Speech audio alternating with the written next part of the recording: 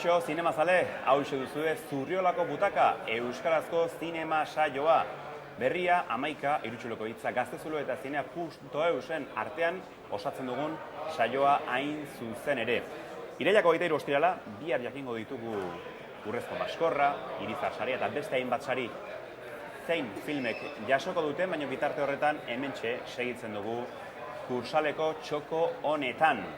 Gaurkoan, hainbat kontu, batetik Iragan gunea Berlin dokumentalari buruz ariko gara laster segituan Maider Oleaga zinemagilearekin. Eta bestetik, Mara film bitxiaz ere hitz egingo dugu batetik Pello Gutierrez zinemagile eta ekoizlearekin eta bestetik Josune Gorostegi aktorearekin. Eta nola ez, gaurkoan ere izango ditugu kritikariak eta sail ofizialari begira jarriko gara kinielaren bat edo beste egiteko. Horretarako gurekin izango ditugu Gontzalakote eta Xavier Mendiguren Elizegi. Besterik gabe, az dadila zinemaratoia.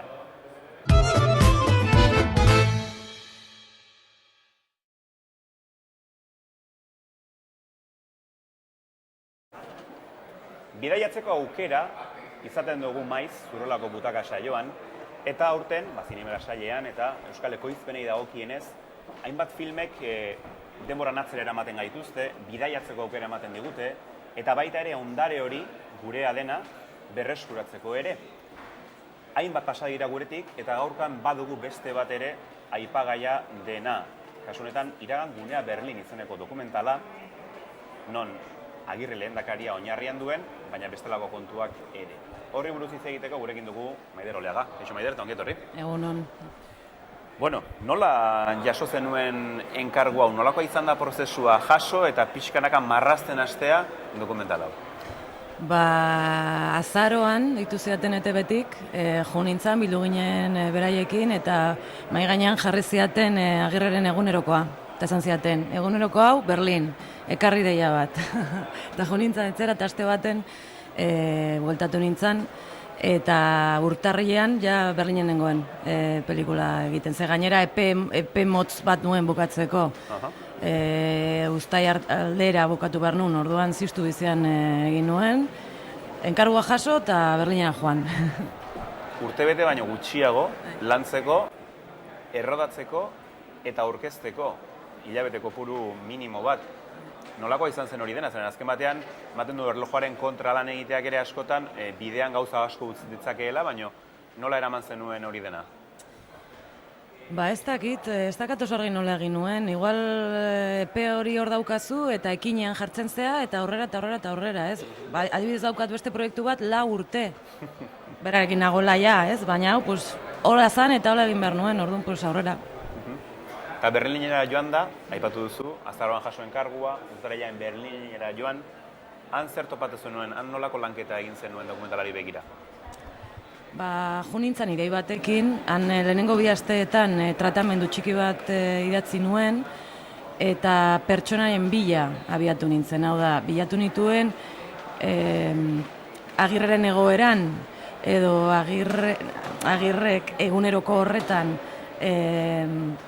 lantzen zituen emozio horiek gorpuzteko pertsonaien bila abiatu nintzen. Orduan, perfil batzuk pentsatu nituen eta ate joka nintzen. Eta gero baita ere, Berlin pelikulan pertsonai oso garrantzitsua da, eta orduan asko bilintzen Berlin di barrena, asko entzun nuen, nola zan hiria, gero pentsatzeko nola filmatuko nuen hiri hori eta nola garbatuko nuen soinuak bere bai. Gehiegi aurreratu gabe, esan alduguna da, Iragan gunea Berlinen protagonista batzuk daudela, Berlinera iristen direnak, horietako 3 euskalduna dira kurdu bat eta siriar bat. Beraien pentsakerak, beraien, helmuga Berlin izanik gerratzen dutena, pentsatzen dutena, da pixkat kontatzen duena. Historia hau berez nola okurritu zitzaizun eta nola izan da hori dena jostearen ideia eta bat? Agirre bera eta Agirreren egunerokoa izan da abiapuntua. Hor akitu nituen emozio batzuk eta bere egoera, bera islari bat zen momentu horretan. 3 hilabete eta erdi eman zituen Berlinen, iesbide baten bila Ameriketara juteko, eta bere egoera oso bakartia zegoen, ezkutuan zegoen, beste identitate batekin zegoen hor, Panamako pasaporte batekin zegoen, testu inguru historikoa oso ezberdinak dira, ez? 1941, Bigarren Mundu Gerra, Hitlerren Berlin, gaurko Berlin oso ezberdina da testu ingurua. Baina hortik abiatuta, pentsatu nuen, bilatu behar nituela atzerritarrak ziren pertsonaiak, kontatzeko ze erlazioa zuten hiriarekin, nola bizi zuten atzerritarra izatea hiri horretan, bakardadea, eta gero baitere bere agiraren egoera pentsatuz, bilatu nituen ere Siriako errefuxiatuak, adibidez, ez? Orduan, horrela, pertsona, perfil horiek bilatzen leku ezberdinetan, Euskaldunak ere nahi nituen pelikulan, eta bakoitzarekin gero, behin aipatuta, bakoitzekin nuen erlazio bat, asko hitz eginez, egoeraren inguruan, beraien egoeraren inguruan Berlinen, ez? Eta pixkanaka bakoitzarekin lortu nuen intimitatean lagunak bihurtu ginen, eta hola aurrera joan ginen, bai. Atzerritarrak aipatu ditugu, eta okerez banago ere urte batzuk atzerrian bizi izan dakoa zara, ezta?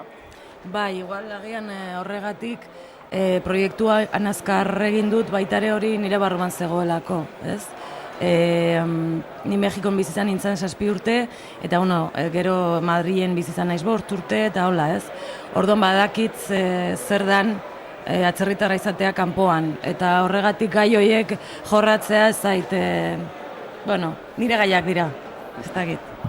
Iragan denbora, aipatzen dugu, gaurkoa ere bai, zeren aipatu dugu, siriar batek parte hartzen duela, eta oso egungo gatazka baten egoera eta protagonista da bera nolabait, ez, bere jatorriagatik.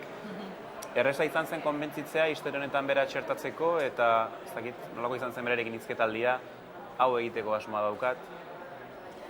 Lehenengo elkartu ginen eta bi pertsonekin topatu nintzen, Humam eta Tajarekin, Euskaletzeko Markelek aurkeztu zizkian biak, eta eduki genuen olako kafe bat hartuz eta beraiek azizean bere historioa kontatzen. Nola ateazean Siriatik, zei bilbide, nola, eta esan nien, ni gustatuko litzaidake beste egun batean zuekin elkartzea eta elkarrekin bazkaltzea, geratu ginen Markelen etxean, berak egin zuen makaiagoa, eta Tajak egin zuen plater bat, oiaskoa egin zuen, Siriakoa, plater bat, eta horre egon ginen, eta hori ja filmatu nun, eta orduan ja jun ginen hor, gertutasun bat ukitzen, ez?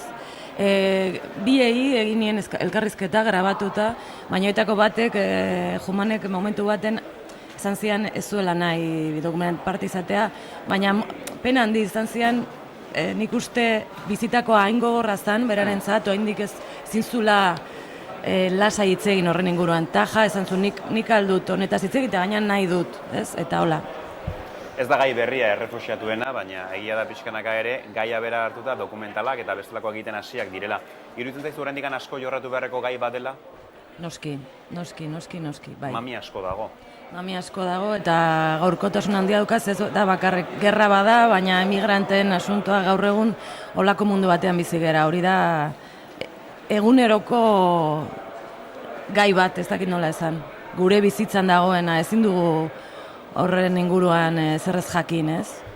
Bai, zina mundutik badago aukera hori egiteko, nolabait, historio horiek diren bezala kontatzeko alegia, eta horretarako zinemagaileak baduzue aukera.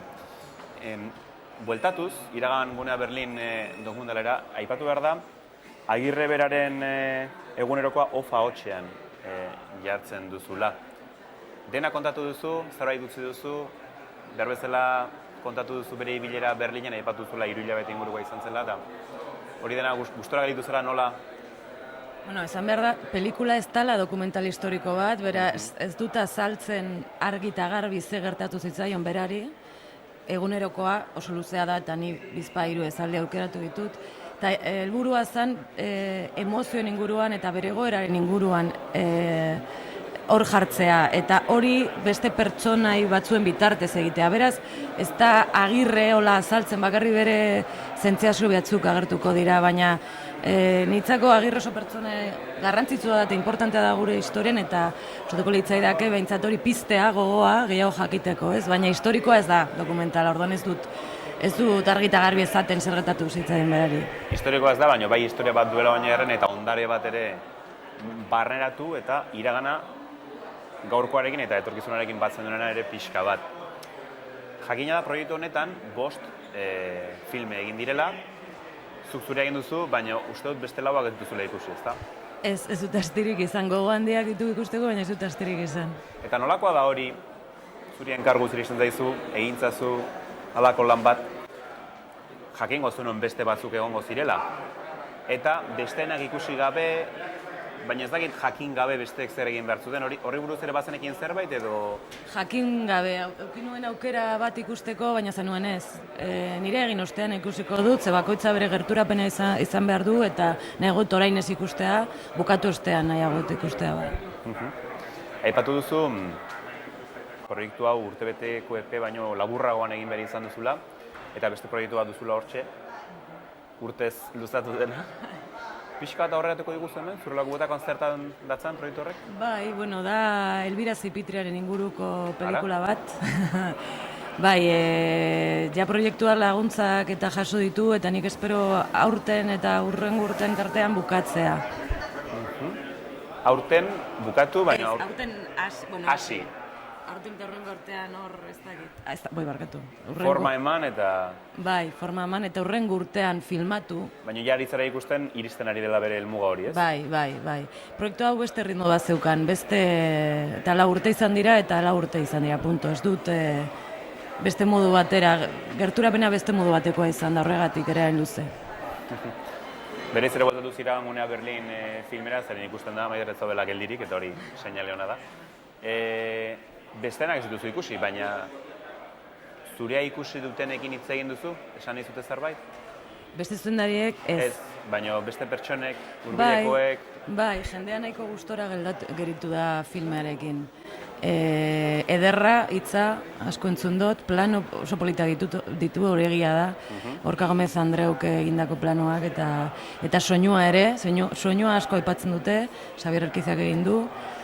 Eta bueno, orokorrean gustatu du, baina ez dakit, baita ere jaso dute igual ez dakit gehiegi ukitu, baina denetarik egon da, baina orokorrean gustatu dut, hori posten nau pilo bat. Parte hartu dutenei erakutsi dezu, erakusteko asmoa? Bai. Protagonistako bat egon zen aurkezpenean, eta bere lehenengo aldea izan zen, ni beldurrez, baina gustatu ziren baita ere, eta Berlinen daudenak oraindik ez dut ikusi, joan behar naiz ni, nire egin beharra da, dokumentalarekin joan eta hau da egin dudana zuen historioekin, ez? Bai, oraindik ez dut ikusi. Maira, Gunea Berlin, ikusi beharrekoa, ez dakigu Irizar sari irabaziko duen edo ez, baina lehian dagoela bintzat esan dezakegu. Bai. Irabaziko balu? Osa. Edapenerako aproposa izango litzateke. Bai, pelikula gehiago ikusiko zen, bai. Eta akaso, proiektu berri begira ere, Maider rolea gaur izan eta laguntzatxo horiek ere izango zenituzke aurrera begira. Bai. Eskerrik asko, gure nitzategatik, ahalik eta ondoen aurkeztu eta ea aurrerantzan ere edapen maila polita ematen diozuen dokumentalari. Eta zurekin batera, hurrengo bideoari paso emango diogu, zeren ez duzuzuk ikusi, baina bada beste filme bat, kasu honetan Quinta Planta izenekoan, Mikel Rodak egin duena, hau ere erbestean egokitua, Berlinen bezala, hau New Yorken, eta berriako lagunek berarekin hitz egiteko aukera izan zuten. Hementxe duzue, elkarrizketa. John didn't pick New York City randomly. He realized that if you're going to make a big difference, you got to start off in a big place. You cannot beat the system by coming head on. You got to work from the inside. Jaso nuen enkargua, ETB gandik jaso nuen enkargua Jose Antoniori buruz dokumentala egiteko New Yorken finkatuta zena. Hasieran ez nekien zelan bideratu, ez? Claro, dokumental bat egitea, nik normalen fikziozko pelikulak egiten ditut, eta dokumentalak egitea eta gainera Jose Antonio buruzko historio bat kontatzea non zelan bizizan zuen bere bizipenakan New Yorken egon zenean, pizkat zaila zen, ez? Eta nik, esan zidaten nik, ez dakit, askatasun guztiz egitea nahi nuena, eta nik askatasun hori bizkat heldu nion eta egin zan nuena zen, Jose Antonio Agirreri buruzko historio bat ez daite ingo, baina nahi nuena zen bere espiritu edo, berak zelakoa zen bere bizitza pizkat isladatu, ez? Bueno, dokumentala berez fake bat da, ez? Fake dokumentala ditzen da.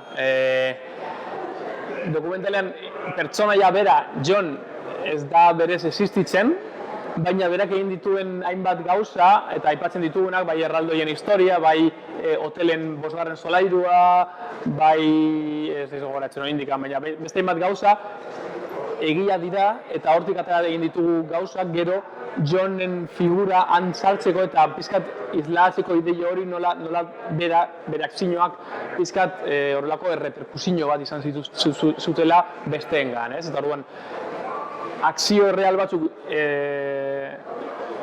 erabili izan ditugu Johnen bizitza pizkat azaltzeko.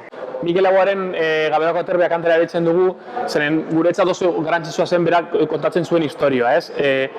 Mikel Laboak Bertolt Brechten olerki bat irakurri zuen orain dela pilo bat. Bertolt Brecht 1933 urtean idatzi zuen olerki honek, eta han bertan esplikatzen zuen nola norbaitek azaldu zion nola bazegoen pertsona bat New Yorken, 5. kalean, bizi tokirik ez zeukanentzat bizi toki bat bilatzen zuena, ez? Eta orduan, olerki horrek Bertolek idatzi egin zuen, Mikel Laboak olerkia irakurri eta uste zuen historia hori kontatu behar zela, eta horregatik Gaberako Aterbea idatzi zuen. Eta gero, 1982 urtean, ez da, 83. urtean, barkatu, Fermin Muguruzak Gaberako Aterbearen abesti hartu zuen eta beste abesti bat egin zuen Laboaren omenaldi bat egin zutenean, ez? Eta orduan, gutxi gora bera, han kostatzen den historia, Bertolek kontatzen zuen historia, gero Mikel Laboa hartuta eta gero Ferminek hartu egin zuena, ja gutxi gora bera gure dokumentalari hitz egiten duenari buruz, ez? Nola ideia bat dago, norbaitek ideia bat notzen duen, eta besteen akzioak zelan eragin egiten dezaken besteengan, ez? Eta gutxi gora bera hori zen ideia.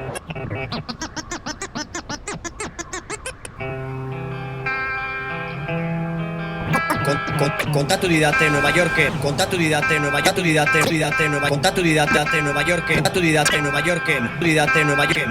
Broadway eta 26 karrikaren kantoian. Negu gorrian, gizon batek gauero, jendeari otoi eskatzen, aterpea bilatzen duela bilutzirik daudenentzat.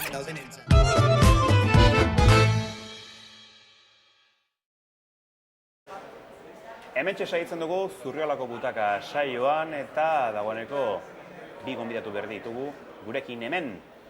Eta beste filme bat aipagai fikziozko hau, Mara izenekoa, eta 7 ekoiztetxeak aurrera eraman duena. Ohiko bilakatu zaigu, Pello Gutierrez, Zurriolako Butakan. Kaixo. Egunon. Baino, estrainekoz gurekin dugu ere Josune Gorostegi, Mara filmeko aktore protagonista. Kaixo eta ongi etorri. Kaixo, eskerrik asko.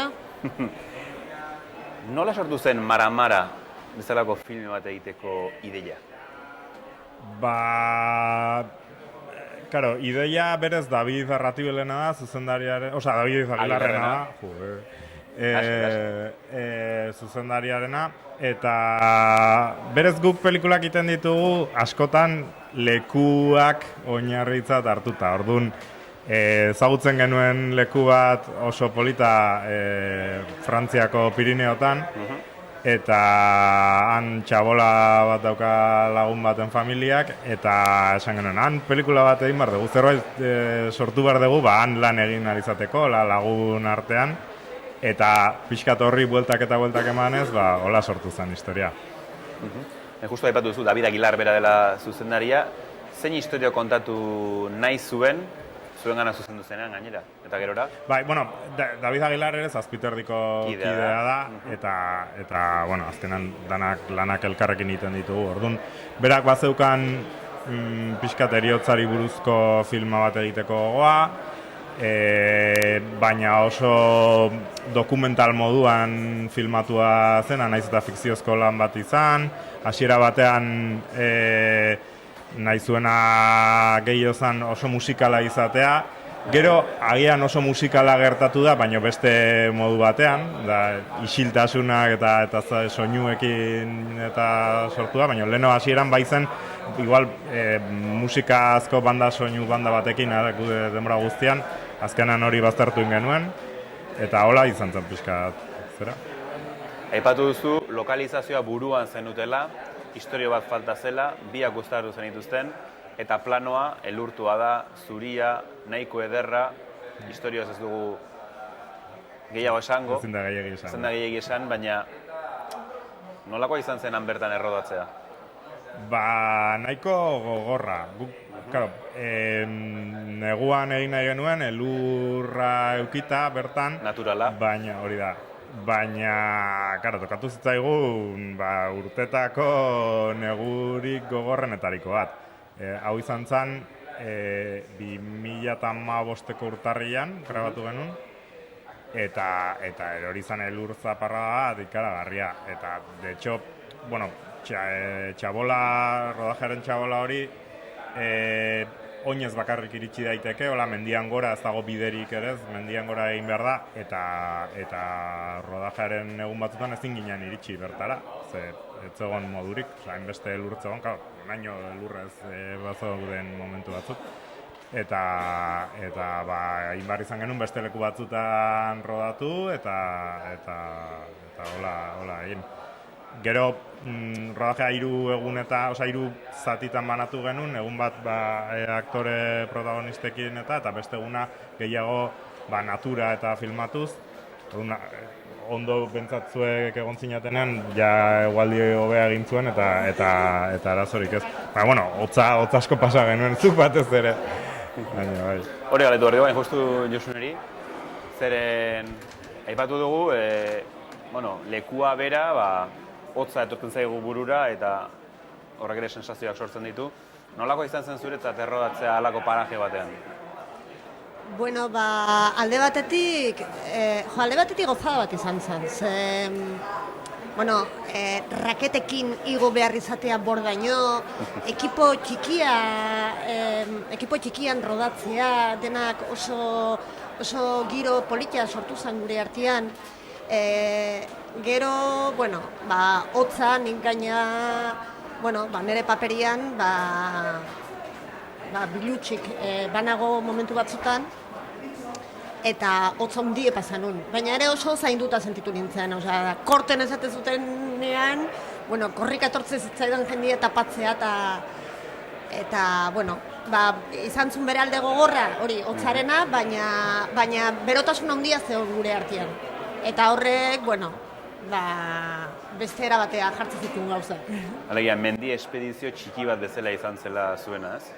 Arera izan zen aipatu duzu taldetxo txiki bat, baina... Guk egon ginen aktorekin lana izan zen 5 egunetan gutxi ora bera, 5 egunetan.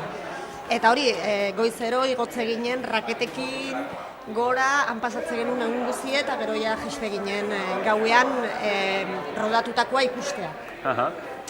Eta zan, ere elur hori ikutu gabeko elur guztioi hor egotia, nahi elurra pile bat guztan zait, ezakit norbaiti etzaion gustatzen, baina zoragarria da isiltasun hori goza bat. Eta profesionalki eta esperientzia personal modura egindako lanari begira, zer suposatu du zuretzat, Josune? Niretzako deskubrimendu bat suposatu du. Nik enun sekula zinean lanik egin, ni antzerkilaria naiz, eta antzerkian lan egiten dudanean, nik badakiz zer ari da gertatzen denbora guzti. Nik kontrola dakat, guztiaren kontrola daukat, ez? Baina zinean ez da horrela. Zinean nik zati txiki bat jartzen dut, nik egiten dut eskatzen didatena, baina gero gauean ikuste genuenean filmatutakoa harridura zan beti azaltzen zitzaidana. Nerea hor ikusten du, nerea zatitxo bat zala, ez? Hor enkuadrea, begirada, soinua, argia, gauza asko ze gehiago zeuden hor, eta alde horretatik oso aberasgarria izan zen beste ikuspegi batetik lan egitea, ere beste registro batetik, eta ere, hori, zinemak eskatzen duen azkartasun horrekin. Bat-batekotasun horrekin. Bai, baina Momentuan gertatzen egia dena. esan oso esperientzi politera izan da, bai. Aipatu duzu, dena oso ondo zaindua izan dela, Pello, nolakoa izan zen hori dena prestatzea eta esatea, baldintza hauek ditugu, ahalik eta zukurik onena eta behar diogu dagoenari, eta dena ondo zaindu behar dugu, eta beste, profesional lan egin behar dugu, eta ez dakit hori dena ondo lotzeko aukera izan zenuten, oztopak baziren, ez ziren? Bai, hombre, proiektu hau oso berezia da, ze baita ere asko landu nahi izan genuen talde lana. Azkenan oso ekipo txiki bat juntatu ginen, laguna gera asko gainera, orduan oso kolektiboa izan zen lan egiteko modua. Ez zegoen zinean egoten den jerarkia hori eta planifikazio guzti hori, baizik eta oso irikia zen. Gidoi aldetik ere, naiz eta genituen pauta batzuk eta pixka jarraitzen genituen, baina oso irikia zen, eta pixka momentuan lekuak eta giroak eta eskatzen ziguna ateratzen genuen. Eta horgatik esaten dugu oso dokumentala dela, baita ere pelikula, lan egiteko modua pixka dokumentalaren ze hori dauka, ez? Dokumentalean pixkat momentuan intuitiboki erabakiak hartu behar dira momentuan, eta hau hola afirmatuko dut, eta bai, venga, pum, pan, eta oso intuitiboa da alde hortatik. Eta igual fikziozko zineman askotan oso neurtuak daude gauzak eta oso planifikatuak, kasu honetan etzan hola izan. Saiatu ginen hori oso irikia izaten, eta baita ere talde lan hortan ere oso irikiak izaten, bakoitzak eta besteek eta duten ideiak eta jarraituz. Hori, orain komentatzen genuen, adibidez, trailerran ikusten den garrasi isilio hori, Josunek planteatu zuen hor rodajaren momentu batean, edo ez dakit nek izan zen, baina... Bai, planteatu nun momentu batien gaina, Davidek esan zuela, ideiak okurritzen bazaizkizue, zehozer etortzen bazaizue, proposatu. Eta nahi, hori etorri zitzaidan, zenik batzutan egiten nuen beste gauza batzuentako, eta hor dago. Eta da gaina hauain oso irudi asko esate duena, ezta? Horrek esan duena, azken batean egia kooperatiba moduan egin duzuela, legia hemen denek egiten dute ekarpena eta denek parte hartzen dute. Bai, karo, egia esan guri esketzaigu gustatzen hori, ez, jerarkia guzti hori eta ze hori, orduan nahiago dugu lana oso kolektiboa izatea. Eske ez daka zentzurik guretzat hori den hain nola planifikatzea eta jerarkia guzti hori. Eta horrek ematen dizu aberastasuna? Bai, ikaragarria. Bai, eske beste gauza da, jendea ere librego dago lan egiteko moduak ere relajatuagoa ditugu, egia da denborak igual ere luzatzen ditugula, igual olako lan bat egiteko beste dozeinek, ez dakit, asteburu baten edo egiten dula, guk azkenean guztira, uste dut, 10-12 eguneko rodaje izan zala, azkenean 40 minutuko zer batentzako, eta horregatik. Baina hori da, izatea askatasun hori aipatu duzuna, bai. Zaintzeko, mimatzeko eta ateratzeko benetan buruan duzuen ideia hori. Hori da, azkenan presaka eta bazoaz... Bai, askotan bidean galtzen dira. Hori da, eta guk nahi duguna da, lekua benetan sentitu eta lekuak iradokitzen diguna hartu eta horren arabera funtzionatu, ez? Alegia, zinean egile bezala, zaretela nahiago soberan grabatu edo errodatu, faltan izan baino. Ez da inbeste rodatzekaren kantitatea, baizik eta benetan lekua sentitu eta denbora hartzea gauzak hartzeko eta egoteko. Igual gero rekkeri botoiari ez diogu hainbeste ematen, baina bai egon eta lasaitasunez hartu aukeraketak eta egiteko ez zola presaka egitea. Eta hori da mara, aipatzen dugun bezala fikziozko lan interesgarria, gomendatzen dizueguna. Jakina da, zinemaldian beti ere aste luze honetan eskaintzen da, bidaiatzen du aste honetan zehar, eta gerora non izango dugu aukera ikusteko, edo zein edapen maila eman ahal izango diuzue? Guk arazo nagusi badaukagu dela 40 minutuko produktu bat dela, eta oso iraupen txarra dauka. Ez da sartzen ez luze metraien zinemalditan, ez da laburretan, hori da. Orduan beti hor dago erdibideko puntu hortan, de hecho, gure arazoak eduki ditugu, egonda ordu erdiko montaje bat, egonda ordu beteko montaje bat ere, ea funtzionatzen zuen, egia esan, nahiago izan dugu 40 minutukakin eta gustora gaudenarekin gelditu, eta, ikusiko dugu, aber nun ikusten dan. Oraingo sola, hori badakigu konfirmatu daukagu urrian Leedsen hango zinemaldi baten emango dela. Hola, nahiko festival kuriosoa da, ematen du. Eta orain hasi gera ere, egia esan, bidalketak eta pixkat ikusten aber nun ikusi daiteken, eta aber. Behintzat, filmeragatik nazioarte mailan eskaintzeko modukoa bat da. Bai, ikusiko dugu, egia da, gero elkarrizketa asko ez ditula, orduan hortan ere erresagoa da, baina, ikusiko dugu, aber zer gertatzen den. New Yorken egon berri zara, akaso New Yorkera eraman zenezake? Hori oporretan egon nahi,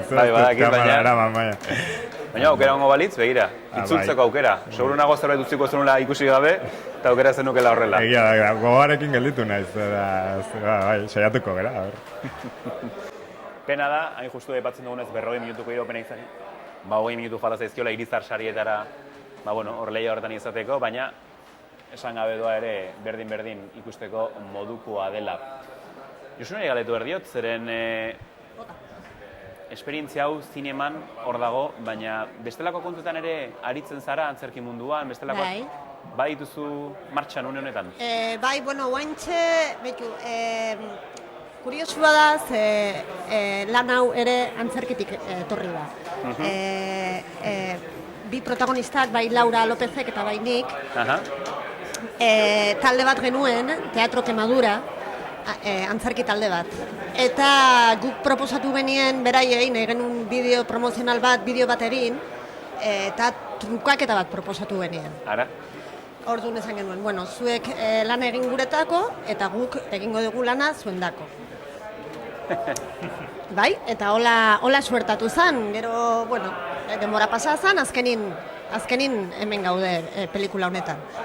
Gero Laurak eta Bilok banatu inginen, oain ja ez dugu jarraitzen taldearekin, baina bakoitzak bere bidea egiten ari gara orain.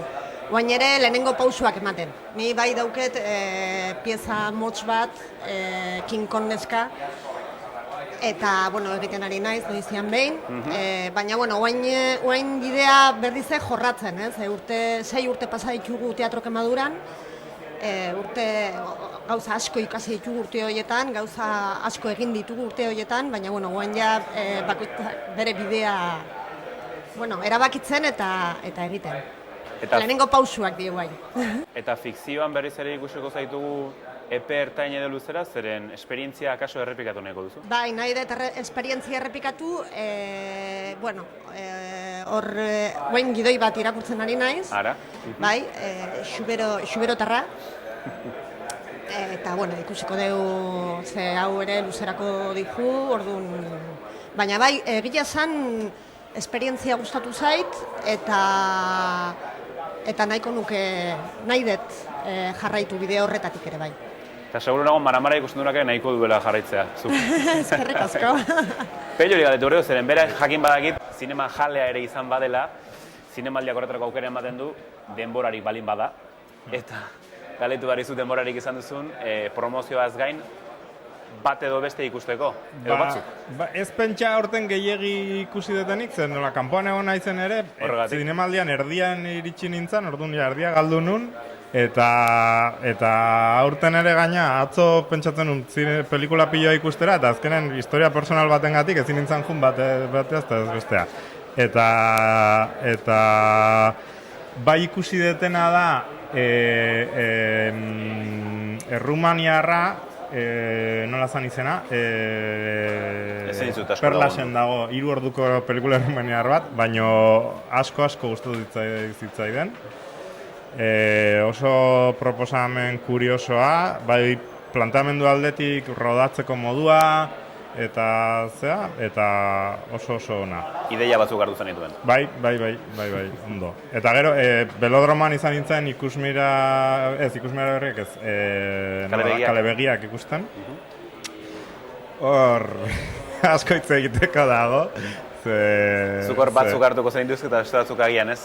Bai, baina, kostatu zitzaidan, sartzea, korto askotan. Batez ere, profesionalen kortoetan maila nahiko behian ikusi nuen, Nik gogorra izaten ez zinemaldian, pelikulekin. Baina, bueno, gero badaude oso proposamen politak ere bai, egia da. Ez dira oso gogorrak izaten ari Maramararekin, seinale hona da. Bai, oso kritika honak eduki ditugu.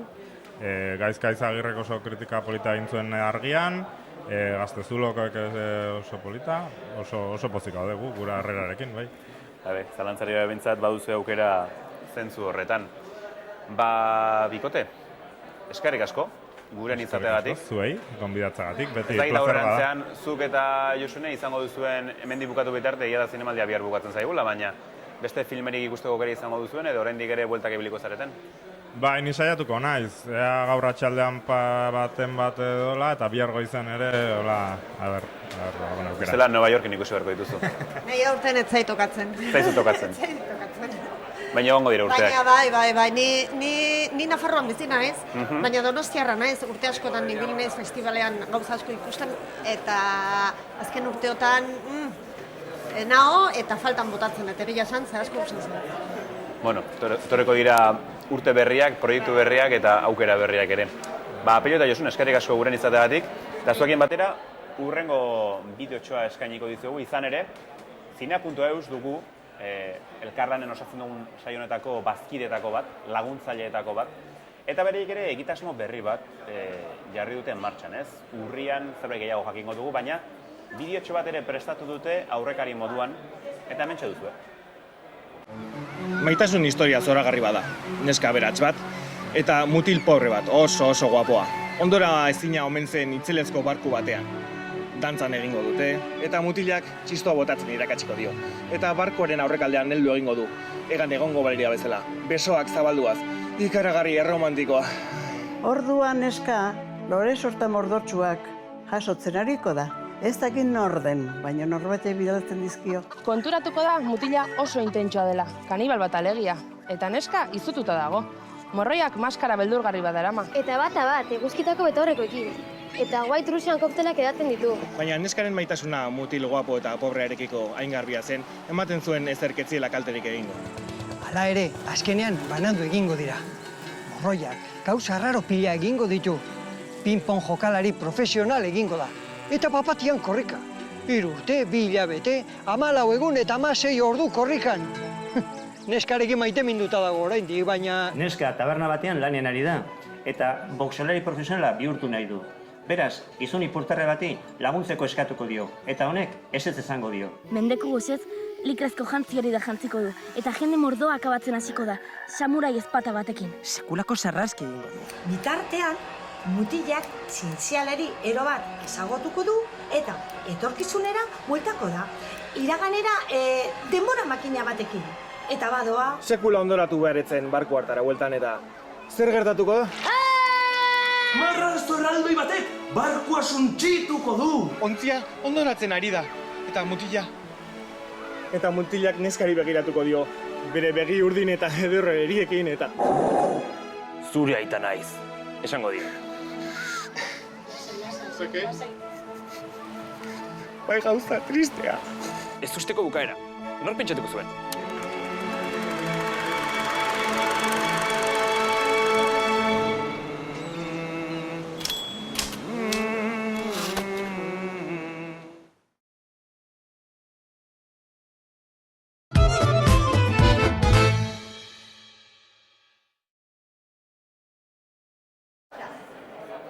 Zurrelako butaka saioaren azken txampan sarturi, iritsi da momentua, gustatzen zaiguna, badirudi lehiaketa moduan hartzen dugula, baina gaurkoan kritikarien solasaldian sail ofiziala izango dugu bereziki izpide, naiz eta perlei ere tartetxoa eskaini horretarako gurekin ditugu gaurkoan Gontzal Agote berrierako kritikari moduan dabilena. Kaixo Gontzal? Kaixo. Eta bestatikan Xabier Mendigun Elizogi sustaturako ere iruzkinekin dabilena. Kaixo? Iepa danoi. Bueno, aipatu dugu sala ofiziala, dagoeneko denak ikusita. Danak ez, aurtengo sail ofizialean baziren Lehiaz kanpokoa eta gero emanaldi bereziak, horiek ez ditugu... Baina lehian dodenak bai?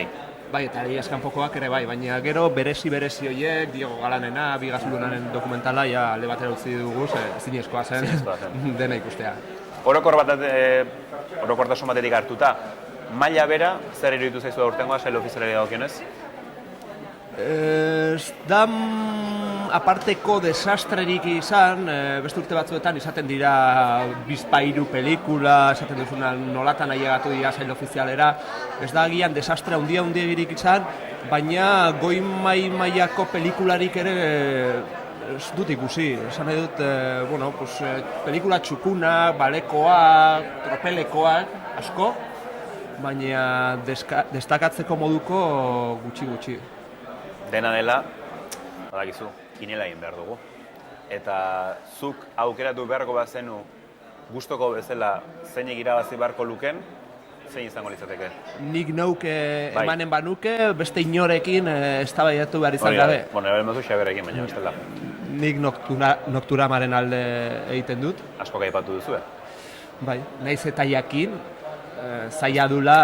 Ez duela jasoko. Ez duela jasoko saririk esan nuke, sari txikiren batak, eso?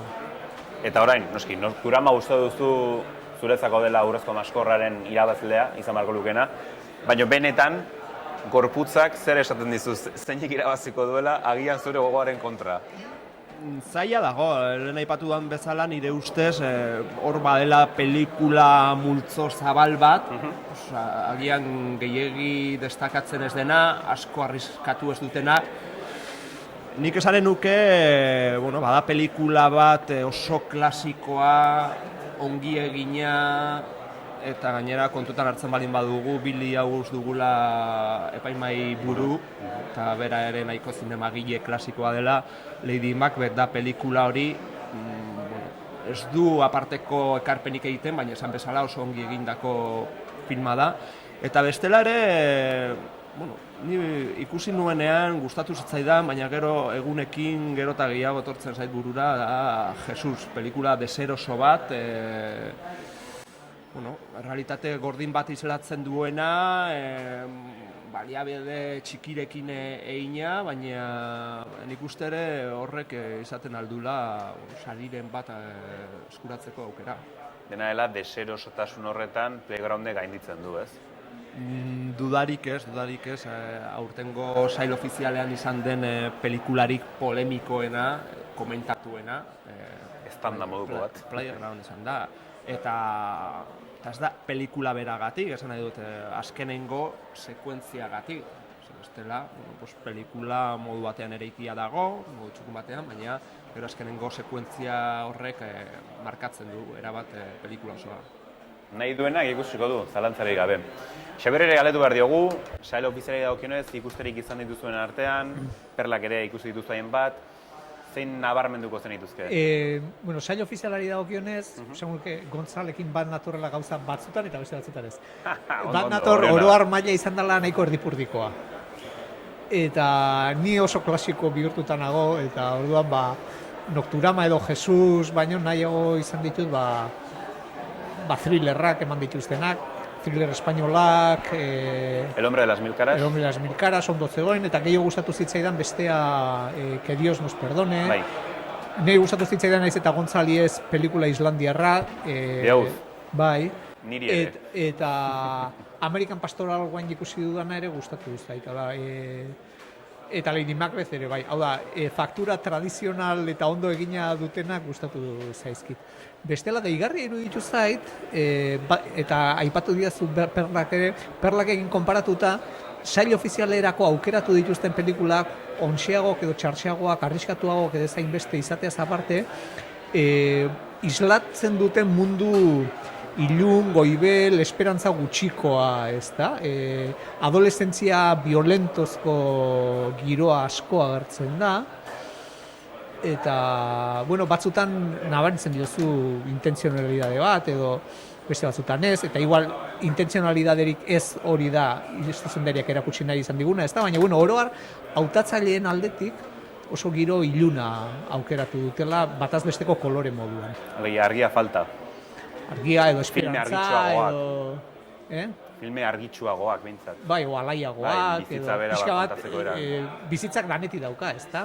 Baina hemen badirudi euki dutela, eske filma alaiak edo sartzen baldin baditugu tontakeriak izango dira. Eta holakoak ere egon dira, Kolosal adibidez, etzan lehiaketakoa, baina, bueno, tonto xamarra da pelikula moduan, ez da? Baina, bueno, oro har, ez dakit, Perlai buruz ere galdetu didazunez, bueno, kolorez anitzagoak zirela esango nuke, eta, bueno, adibidez asko gustatu zitzaidan Ken Loachan pelikula I, Daniel Blake, edo Ni, Daniel Blake izenekoa.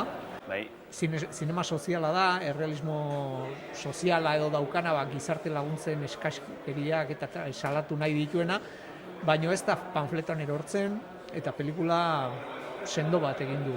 Nire ustez, Loachek aspaldian egin duen honena, eta ustez Cannesen saritu zutela. Bai, eta gaina badirudi, izan dela, bakarra ez bada, bakarrenetakoa, kritika osoari konbentzitu diona. Oso txalotu izan da. Asko gustatu zait, estetikoki oso politia iruditu zait, Ozonek egin duena Franz izeneko pelikula bat. Ozonek egin izan dituen pelikulak oso gaurko gizartekoak dira, eta hemen kasu honetan 100 urte egin du atzera. Hau da, Lehen Mundu Gerra bukatu berritan egin du pelikula bat, txuri beltzean filmatua, oso ederra estetikoki, eta kontatzen duena melodrama da, ez da? Melodrama klasikoen moldekoa, oso zaharkitua alde horretatik, baina, bueno, gustora ikusten dana, eta estetikoki asko gustatu zaidana niri behintzat. Eta hola, errepaso azkar batean, Verhoeven da, Desafio Total, eta Robocop, eta Showgirls, eta Instinto Básico, eta loko gauzak egin izan dituena. Argilunetan dabilen zinegilea. Eta, baina oso komertziala izan da berak egin duen zinea, eta kasu honetan egin du gauza askoz arriskatuago bat, El izeneko pelikula bat, Isabel Huppert-ekin, eta oso emakume gogorra, bihotz gabea, eta, bueno, ez dut kontatuko pelikula, baina nola esan nuke, da, psikologikoki bortitza da, alaka, Janek ekartzen du gora, baina puntu komiko batekin. Eta deserosotasuna sortzen dio ikusleari, baina aldi berean, gero pelikula gogoan geratzen zaizu eta bueltak ematen dizkiozu. Orduan, bueno, horiek nire aholku nagusia. Gontzali bezala galdetuko dizut, zure ustez, ze filmek irabaziko du Urrezko Maskorra zuk nahi duzulako, eta gero zeinek irabaziko du? Ez dakit. Nik aipatu ditut batzuk, hori thrillerrak, espainiarrak, islandiarrak, Lady Macbeth, historia tragiko bat 19. mendean gertatzen dana, eta American Pastoral, eta nik horien artean ikusiko nuke edo, baina auskalo, aspaldi nago dituta, iritzirik ez ematen, eta kinieletan ez sartzen. Bestela gainera kaldu ingo nuke. Eta bereziki bai galetu berezu ezen, noski, ondo dago aipatzea eta azpimarratzea gustatu zaizkizuenak, baina bada bereziki gustatu ez zaizuen filmerik? Batzuk desagradableak egiten zaizkizu, ez da? Baina ez zuzendariaren trebetasun faltaz, baizik eta... Historia bera gogorra dalako eta modu gogorrean kontatua. Adibidez, Jesusen hori gertatzen da. Pelikula poloniarra ere ez nuke esango gaizki egina dagoenik, baizik eta intentzionalidade osoz horrelaxe kontatua dagoela, ez da? Beste batzutan berriz, jatzen naiz, adibidez atzo gauean ikusi nuen pelikula korear bat, Hego Korearra, eta ez nion harrapatu zentzuan nundik nora zijoan, eta igual diferentzia kulturalak ere izan daitezke, ez da? Pelikula txinatar bat ere bazegoen sail ofizialean, eta, bueno, beste pelikula txinatar batzuekin ez bezala honekin, ez nuen konektatu egin. Bazuen, alako ipuin klasikoen moduan kontatze bat, kamera borobil batekin, eta esan duzu, ui, ze politia, ze detaile originala. Baina gero, pelikulak nahiko gotzutzen duen. Baina, bueno, korearrak gehiago, decepzio moduan, edo, ez dakit. Zure kasuan, Gontzal, bada bereziki baten bat esan duzuna, hau ez dut gustoko. Gustatu esaidana, zuek aipatu duzu, Islandiarra ez zitzaidan bat ere gustatu.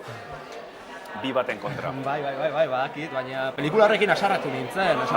Bai, thriller bat da, baina nire ustez trikimailuz beteriko thriller bat, oso generikoa, bat ere sinesgarria ez dena, eta pelikula horrekin nahiko asarratu nintzen. Ez generikoak edo thrillerrak ez ditu dalako gustoko, kontrakoa, baina horrekin bai hartu nuela olako haserrealdia. Protagonistarekin tankera baduzu, Bai. Ez dakit medikua zaren, baina... Ez naiz medikua. Eta gero, lehen aipatu duana, bada multzo zabal bat, batzuk hor mugan gelditu direna, baina ni ez gustatu baino, pixkat, decepzioa edo pena hartu dut, zuk aipatu duzun pelikula korearrarekin, esate baterako, Sanso zuzendari ezaguna da, eta ikusi dizkiot hainbat pelikula, eta espero nun zinemaldira ere olako film eder bat, bikain bat ekartzea, baina ez da hori gertatu.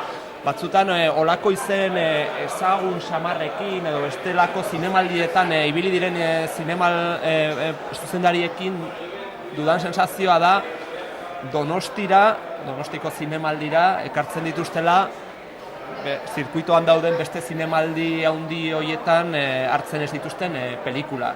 Eta orduan batzutan baliatzen dute zinemaldiak, kasu honetan baliatzen du zuzendariaren izena, prestigioa, baina zuzendari hori ez oto den etortzen bigarren mailako edo film txiki batekin, korearrarekin atzo sensazio hori izan nuen, eta gauza bera gertatu zait, oain goizan goiz ikusi dugun pelikula japoniarrarekin.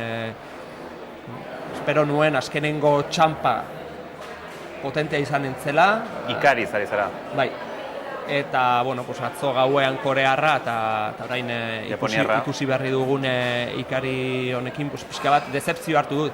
Eta gero Paesaren gandik, El hombre de las máscarasen gandik gehiago espero nuen. Zena dut, esaguna da historioa, baina nik uste pertsonai horrek gehiagorako ematen zuela, eta ere gehiago, Alberto Rodríguezen eskutan izan da pelikula, baina nik uste hor nahiko enkorsetatuta gelditu zala errealitate hortan eta ez duela jakin nola hortikan ies egin. Jakina da beti ere ez zarela batetik zuzendariak alduelako, beste batzutan ikusleak berak ere ez duelako topatzen borobiltasun hori, baina hori ere gertzen da zinemaldian. Baina zuri kasunetan, sail ofiziala tokatzen zaizu. Perretan egongo bazina edo zuzendari berrietan akaso erosoago ere egongo zineten. Bai, baina hortan ez dugu aukerarik eta Xabierre komentatu duena, gero hor sartzen zara tristezia eta etxipenaren zurrunbilo batean, eta zaila da hortikan ies egitea. Egia esan, beste batzuetan ni gogoan dut, beti bazela pelikula simpatikoren bat, komedia ez, baina komedia ukituak zituena, baina oingontan, hola pixka bat xamurrena edo degiant izan da. Bere gauzekin. Bai, baina pixka bat holako ukitu positibo bat eman nahi zuena, nahiz eta gero pelikula ez zitzaidan gehiegi gustatu. Baina bai, sail ofiziala gogorra izaten da alde horretatik, ez dakit, ze puntutaraino gure gizartearen isla den, edo azkenean hautatzaileek duten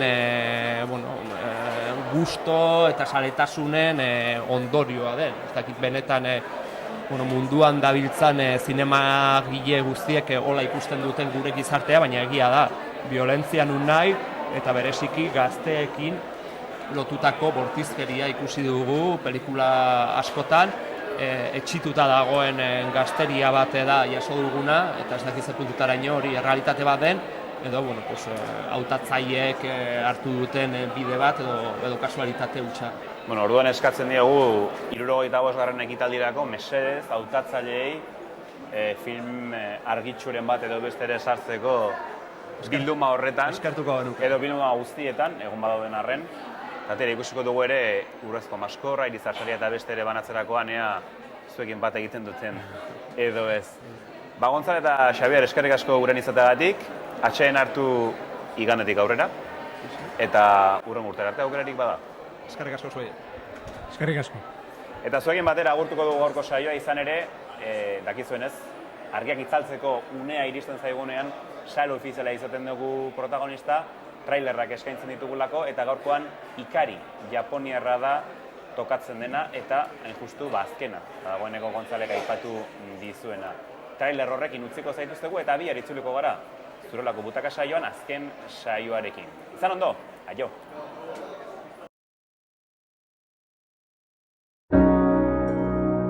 冷酷で残忍な罪を犯した殺人犯は周囲に溶け込み、今もどこかでじっと身を潜めているのかもしれません。まだ生きてるとしたら顔変えてるんですかね。1年も逃げおせてるんだからな。父ちゃん。あんたが3ヶ月も家出してる間にフラッと舞い込んできたの。田代君と一緒に住みたいの。そんなに田代のこと好きか。どこに住んでんの？言いたくない。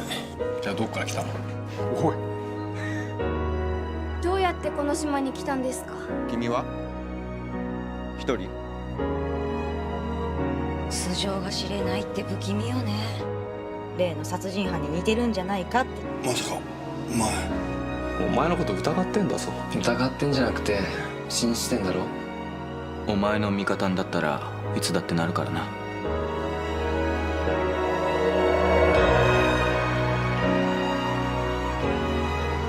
いくら泣いたって怒ったって誰も分かってくれない俺逃げたんです。警察に電話した。